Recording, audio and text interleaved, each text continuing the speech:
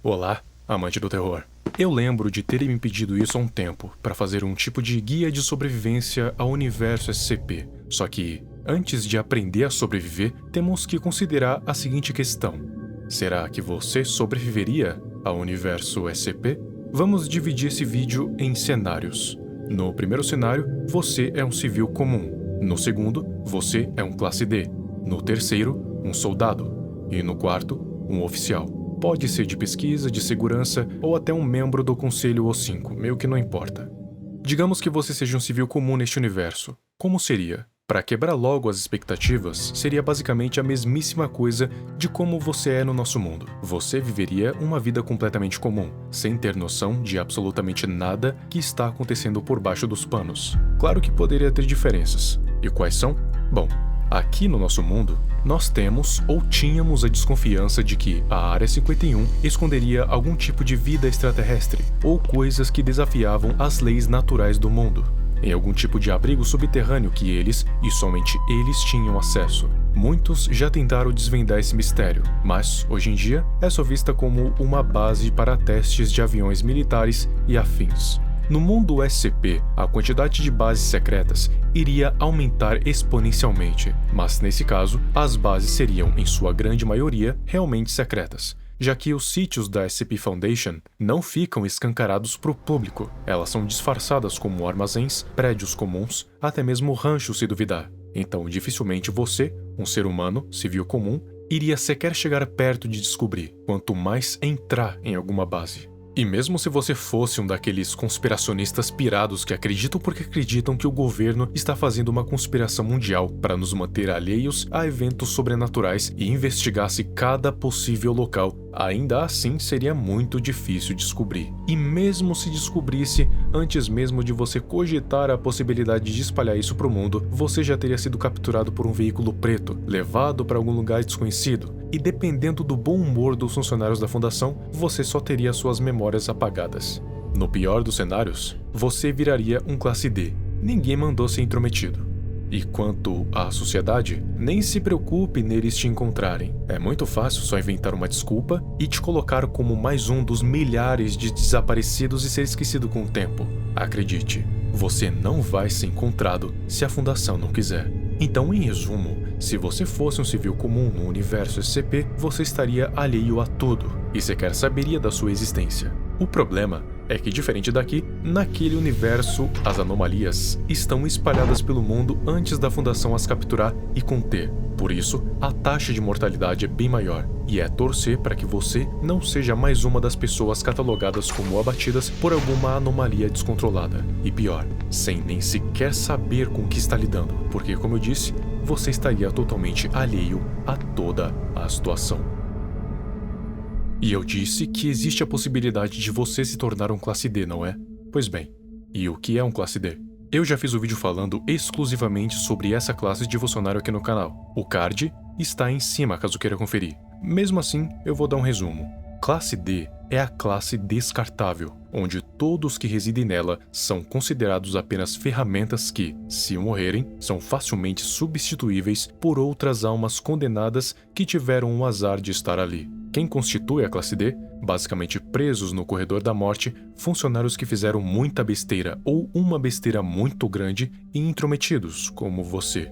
Nesse cenário, você seria o conspiracionista que meteu o nariz onde não foi chamado. E já que queria tanto saber o que está acontecendo, agora vai ver de perto. Bem de perto. Cada classe D fica alojado em uma cela particular, então você não teria que se preocupar em ficar dividindo o mesmo alojamento com outros classes D. Esse é um ponto positivo em relação à cadeia, mas os pontos acabam por aí, porque depois disso é só caos. Primeiro que você é tratado que nem lixo, ou pior que lixo. Os soldados têm o direito de te matar caso faça algum movimento estranho, ou te espancar caso seja necessário. Ou melhor, caso ele julgar necessário. Felizmente, os soldados da fundação seguem regras à risca, então você não vai apanhar a menos que tente alguma coisa. Sua função é a mais perigosa de todas, que é fazer os testes nos SCPs mais perigosos da fundação, e meio que não tem muita escolha. Se você entrar, você provavelmente morre para o SCP. Se não entrar, morre para os soldados da fundação. Pelo menos fazendo a sua função, tem mais chances de sobreviver, porque por mais que você seja substituível, os classes D não são infinitos ainda. Então, ela vai fazer o que for possível para que você volte vivo.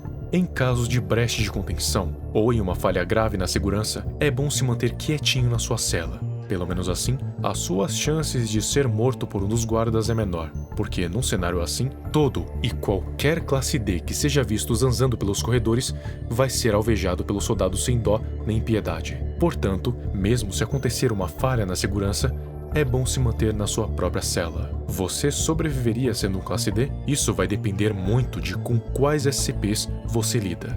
Se for com aqueles que são perigosos, mas não letais, suas chances são mais altas. Se for com os do tipo do SCP-173, limpando a cela, suas chances são bem baixas e diminuem um pouco a cada dia.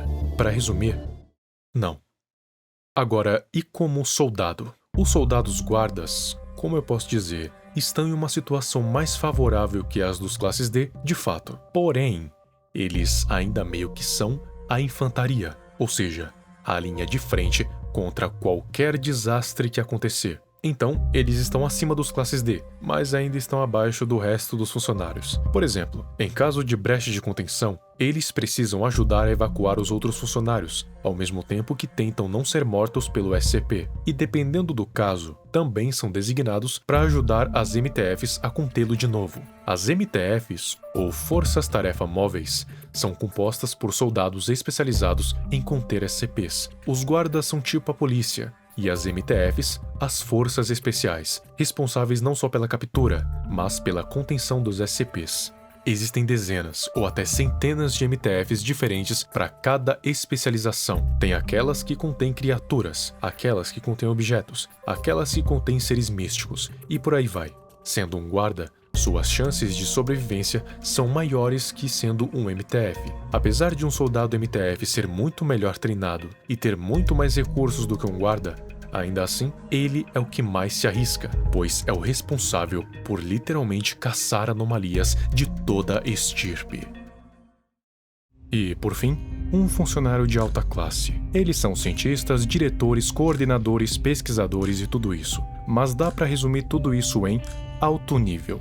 Se você fosse um desses, você seria alta prioridade em uma situação de evacuação, então suas chances de sobreviver seriam muito altas. E por quê? Porque nesse caso, você é quase insubstituível, já que cuida de questões sérias que podem comprometer toda a fundação, ou pelo menos uma parte dela. Então, além de ser alta prioridade, tem grande responsabilidade.